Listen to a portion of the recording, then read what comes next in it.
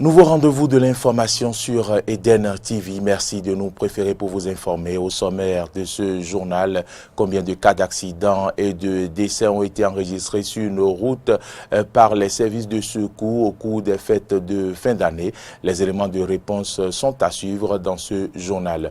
Le pont de Womé, tant attendu par la population, est provisoirement ouvert au public, notamment les motocyclistes et les piétons.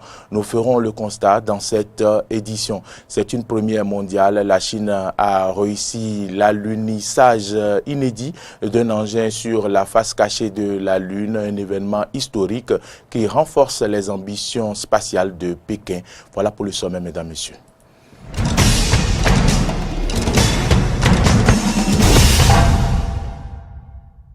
Merci de votre fidélité renouvelée à Eden TV. Bienvenue dans ce journal. Je vous l'annonçais en titre, les périodes festives sont souvent celles où l'on observe de nombreux cas d'accidents et de décès sur nos routes, sur toute l'étendue du territoire national, et ce qui mobilise les différents groupements des sapeurs-pompiers. Que peut-on retenir en ce qui concerne les cas d'accidents et de décès observés pendant la période des fêtes de l'année qui vient de s'achever? Que pouvons-nous retenir en comparant les chiffres et bien sûr de cette année 2018 à celle de l'année antérieure? Suivez plus tôt cet élément. Veille des fêtes de fin d'année rime souvent avec hausse du taux d'accidents sur nos routes. Dans la nuit du 31 décembre au 1er janvier 2019, 6 morts ont été enregistrés des suites de 111 cas d'accidents de circulation et 9 cas d'incendie de grande envergure enregistrés sur toute l'étendue du territoire national. Des chiffres légèrement en baisse par rapport aux années antérieures. Cela s'explique par la création de nouveaux centres de secours dans les départements. De nouveaux centres de secours qui serviront à mieux sensibiliser les populations sur l'importance des gestes qui sauvent en cas de diverses tragédies. Quand les nouveaux centres sont créés, ça veut dire que le secours est rapproché à la population. Et quand le secours est rapproché à la population, donc elle sera sensibilisée plus par rapport aux méfaits de la non-maîtrise et la non-connaissance du secourisme. Pour l'année 2019, Apollinaire Djossou, chef bureau opération catastrophe du groupement national des sapeurs-pompiers du Bénin, souhaite donc moins d'accidents sur les routes. J'ai saisi cette occasion pour recommander vivement à toute la population béninoise d'être prudents à leur mouvement, de respecter les codes de la route, surtout les camions, ceux qui conduisent les camions, c'est-à-dire transportant de coton ou bien de longs camions du sud vers le nord, d'être prudent et de respecter les consignes de sécurité. Aussi, que les conducteurs à 2 roues portent le casque. Des conseils pratiques pour s'assurer de très belles fêtes de fin d'année sans accident et sans la moindre goutte de sang sur nos routes. C'est un reportage de Carole Olaye. Quel aspect présente la ville de Cotonou, vitrine du Bénin, au lendemain du réveillon du Nouvel An? Pour le savoir, une équipe de la rédaction de Eden TV a sillonné quelques places publiques de cette municipalité. Horacia Djodji et Fiacre Voitan ont fait le reportage. Cotonou, 24 heures après l'entrée dans la nouvelle année, présente un visage mitigé. Au stade de l'amitié générale Mathieu Kérékou, l'insalubrité règne en maître au matin de ce mercredi 2 janvier 2019. Des sachets plastiques, des emballages jetables et des restes de repas traînent encore au niveau des jardins du stade Omnisport. La situation est identique, sinon presque, à la place des Matilles qui a accueilli une foule impressionnante pour le réveillon du Nouvel An. Ici, les canettes et pots de yaourt vides dites le loi. Mais attention, tout Cotonou ne baigne pas dans l'insalubrité après les fêtes. La place publique en face de la faculté des sciences de la santé présente un visage propre. Même constat du côté de la plage en face de l'aéroport Bernardin-Ganty. Des agents engagés par la mairie de Cotonou ont nettoyé au petit matin de ce mercredi les endroits rendus insalubres par les usagers la veille. Depuis 4 heures du matin, moi je suis levé avec, j'ai des frères qui m'aident ici. Et puis ensemble, à 4 heures du matin, on a commencé par entretenir la plage avec les paniers que j'ai pu dire qu'à 6h30 là, tout est encore propre. Mais on a tellement de difficultés à eu avant de le mettre au propre. Vous avez constaté que la plage est propre. Eh bien, c'est parce qu'il y a des mouvements le 31, le 1er, 2. C'est parce que les gens sont venus très tôt. Ceux qui s'occupent de l'entretien sont venus très tôt s'occuper de ça et entretenir la plage. En dehors de cela, nous avons mis les trucs à leur disposition comme poubelle pour que les gens n'arrivent pas à jeter les trucs là, les sachets ou les trucs ce qu'ils utilisent là, pour que le truc là soit propre. Donc il y a des paniers qu'on a mis à leur disposition. Donc ici, la plage est propre. Une initiative, si elle était généralisée, aurait pu permettre à toute la municipalité de Cotonou de présenter un aspect attrayant. Toujours au registre environnement, qu'en est-il concernant l'assainissement des espaces publics à Abomey-Calavi? L'espace situé en face du temple des témoins d'Jéhovah en allant vers Akasato a retenu l'attention des reporters de Eden TV. C'est bien sûr Aristide Setti et Damien Pedro qui ont fait le constat. Suivez ce reportage. La dégradation du cadre de vie prend une proportion inquiétante dans l'arrondissement d'Akasato, commune d'Abomey-Calavi. Les actes d'incivisme par lesquels s'illustrent négativement les habitants de Zopa ont de quoi choquer. Sur cet espace public, les plants mis en terre à l'occasion de la journée de l'arbre sont arrachés. Les ordures ménagères sont déversées et des traces d'excréments observées. L'axe menant du carrefour Aconville à l'arrondissement d'Akasato, à hauteur du temple des témoins de Jéhovah, végète ainsi dans une insalubrité très avancée. La pollution environnementale bat son plein, les ordures règnent en maître et les usagers s'en désolent. La population, là, vraiment, ce qu'ils font, c'est pas bien. On a toujours dit dans ce pays que de ne pas utiliser les sachets noirs. Mais ils continuent toujours d'utiliser. Mais utiliser, brûler, mais ils ne brûlent pas. C'est pas du tout bon. Avoir les ordures, des sachets un peu partout, n'est pas du tout bien. Là, ça ne donne pas une bonne inspiration. Ça ne donne pas choses à respirer. Ça serait difficile de respirer dans ce milieu. Parce qu'il y a des ordures un peu partout.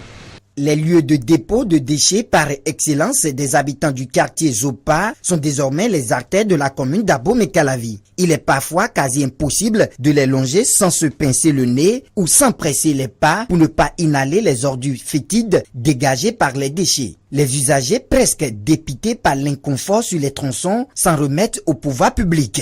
Je préfère que notre maire puisse assainir le milieu en interdisant aux populations de ne plus verser des ordures en ce lieu et à voir encore que c'est proche d'une grande voie comme ça, n'est pas du tout bien. Ils viennent leur sensibiliser à ne plus... Non, mais ça se fait toujours.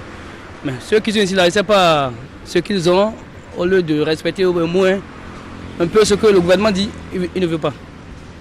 Une synergie d'action entre les autorités communales et judiciaires pourrait permettre de résorber la situation à Abomey-Calavi, à l'instar de la municipalité de Cotonou, où 8 personnes ont été condamnées à des peines d'emprisonnement et à des amendes pour incivisme et pollution de l'environnement le mercredi 21 novembre 2018 par le tribunal de première instance de première classe de Cotonou.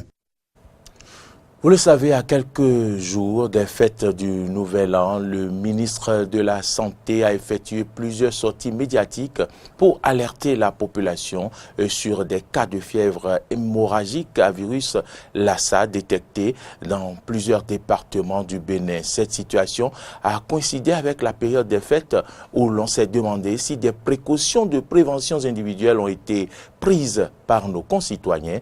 Au-delà de ces préventions, cette maladie reste encore inconnue de bon nombre de Béninois. Carole Olaye, Fréjus Fursi. Outre les grands rassemblements politiques et religieux, ces moments d'après-fête constituent aujourd'hui une période de risque de contamination de la fièvre hémorragique à virus Lassa. Les contacts tous azimuts se manifestant par des accolades, des salutations et autres gestes affectifs pour se souhaiter les bons vœux pour la nouvelle année sont à éviter à cause de cette maladie qui sévit une énième fois au Bénin depuis le 4 décembre 2018, mais qui reste inconnue de la majorité des Béninois. Moi, je ne sais pas trop. J'ai entendu parler que bon, c'est par certains animaux que cette maladie est arrivée. Je ne sais même pas d'où ça vient, comment ça a commencé. Bon, Je ne sais pas trop sur cette maladie. On a dit qu'il y a une maladie qui est arrivée, que ça est dans les bœufs, de ne pas manger les viandes du bœuf, que c'est contaminant. Et après que très souvent c'est les animaux qui amènent ça, c'est ce que j'ai appris. Et j'ai appris même tout dernièrement que c'est déjà à notre porte, donc c'est déjà au Bénin, quoi. Sous-informés sur ce que c'est que la fièvre hémorragique à virus Lassa, ses modes de contamination, de prévention et les risques à ne point prendre, de nombreux Béninois ne prennent pas les précautions qui s'imposent en cette période festive. Bon, on s'est salué avec des bises aussi. Et je ne sais pas quelles sont les précautions à prendre. Mais au moins si on est informé, que la population est informée, ça pourra nous aider, on saura comment marcher avec cette maladie-là. Je voulais faire quelque chose, c'est-à-dire, je prends le savon, je me nettoie, c'est-à-dire les mains avant de manger. Ça, ce qu'on dit est que c'est Dieu qui nous protège. Face à l'ignorance des citoyens exposés en grand nombre à cette résurgence de la fièvre hémorragique à virus Lassa, l'autorité en charge du secteur de la santé précise. Concernant la prévention, les mesures suivantes sont à observer. Dès les premiers signes, il est impératif, comme je le disais tantôt, de se rendre immédiatement au centre de santé le plus proche. Se laver régulièrement les mains à l'eau et au savon. Bien protéger les restes et réserves de nourriture dans les maisons contre les rats. Éviter la manipulation et la consommation des rats. Éviter tout contact avec une personne suspecte ou malade de la fièvre hémorragique à virus Lassa. Éviter tout contact avec les liquides biologiques, sel, urine, salive, vomissure et les objets contaminés d'une personne suspecte, malade ou décédée de la fièvre hémorragique à virus Lassa. À l'issue de la détection de l'unique cas de Cotonou, la mise en application de ces mesures préventives s'impose à chaque citoyen béninois sur toute l'étendue du territoire national. Longtemps, un rêve, c'est devenu une réalité quelques jours avant le Nouvel An. Le pont reliant Womé à Kokotomé, c'est de ce joyau qu'il s'agit. Ce tronçon difficile d'accès, il y a encore quelques années, sera bientôt totalement ouvert au public.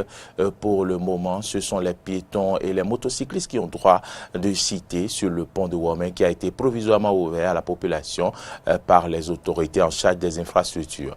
Nous sommes retournés sur le terrain quelques jours après l'ouverture partielle de ce pont pour constater le trafic. Suivez.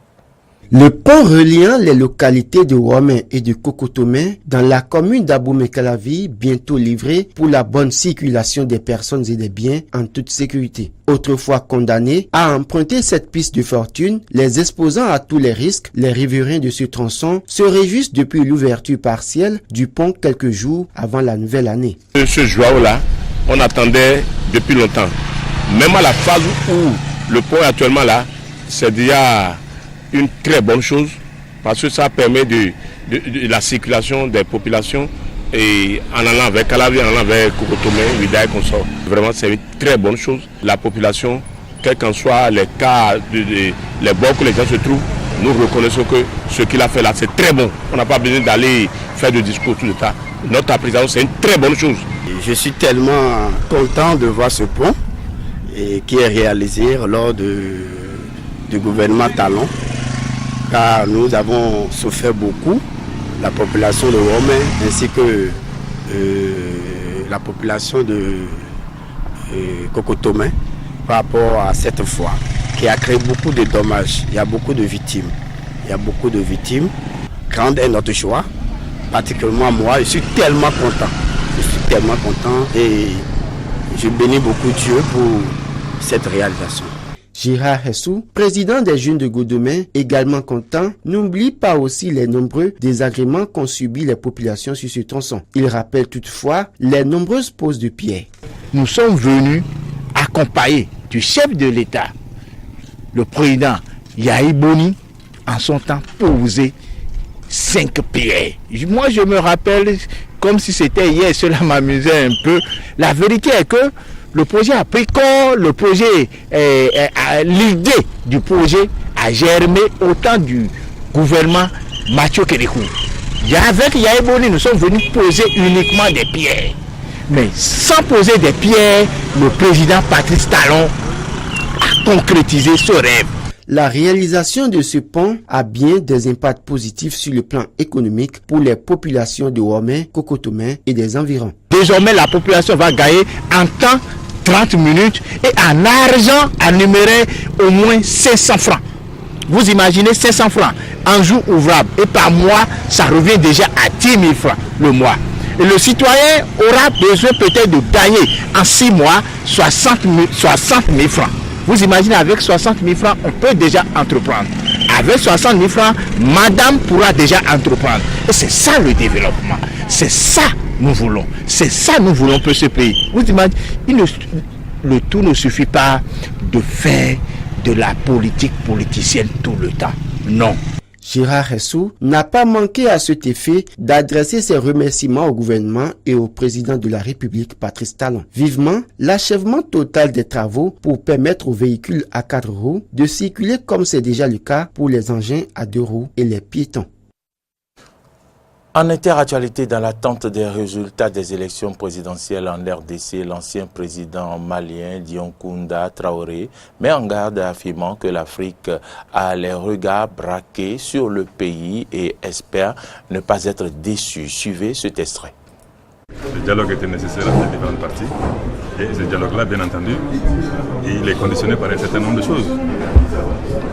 D'abord la bonne volonté des uns et des autres. Ensuite, il y a eu des élections, que les résultats qui seront proclamés soient conformes à la volonté des électeurs. C'est ce que nous avons dit, nous les avons mis devant leurs responsabilités et nous avons dit l'Afrique a les regards braqués sur vous. Faites en sorte que nous ne soyons pas déçus. Nous nous sommes rencontrés, c'est déjà bon. Quand vous voyez Fayoulou à côté de Tshisekedi, à côté des représentants de Chadari, c'est une très bonne chose, puisqu'après tout, nous sommes tous des Congolais. C'est une première mondiale. La Chine a réussi l'alunissage inédit d'un engin sur la face cachée de la Lune, un événement historique qui renforce les ambitions spatiales de Pékin. Le module d'exploration Chang'e 4 qui avait quitté la Terre le 8 décembre s'est posé sans encombre à 10h26 heure de Pékin, 2h26 GMT, a rapporté l'agence Chine Nouvelle. Il a envoyé une photo de la surface lunaire au satellite Kekiao en orbite autour de la Lune, a précisé la télévision publique CCTV. Contrairement à la face de la Lune la plus proche de la Terre qui est toujours tournée vers notre planète, aucune sonde ni aucun module d'exploration, d'exploration plutôt, n'avait encore touché le sol de l'autre côté. La face cachée est montagneuse et accidentée, parsemée de cratères, alors que la face visible offre de nombreuses surfaces planes pour se poser.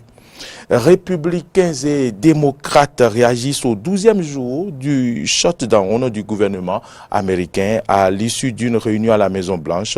Chuck Schumer, chef des sénateurs démocrates, a déploré que le président et les élus républicains prennent les Américains en otage, tandis que les républicains accusent les démocrates de vouloir retarder les choses. Cela pourrait durer longtemps, a lancé le président américain en évoquant le shutdown ou paralysie partielle de l'administration fédérale. Il a convié les responsables des deux bords à une nouvelle rencontre vendredi.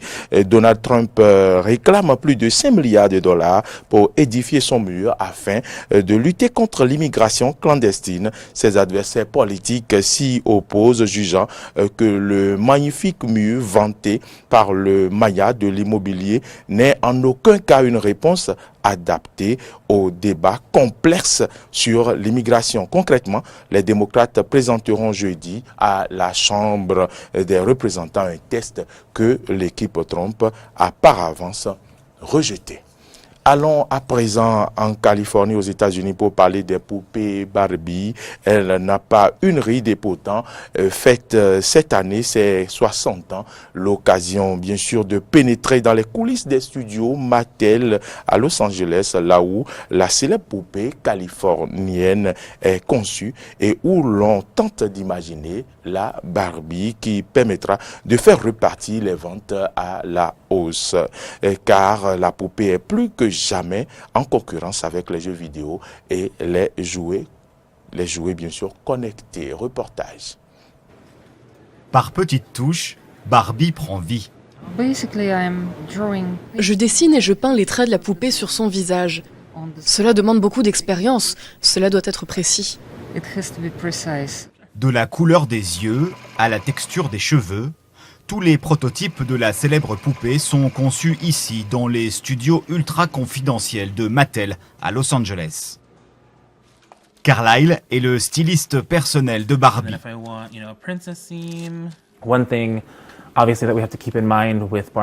Il faut bien garder en tête l'échelle de Barbie. Par exemple, sur un tissu comme celui-ci, les paillettes sont toutes petites, pour que sur un corps de Barbie, cela soit joli et proportionné à sa taille.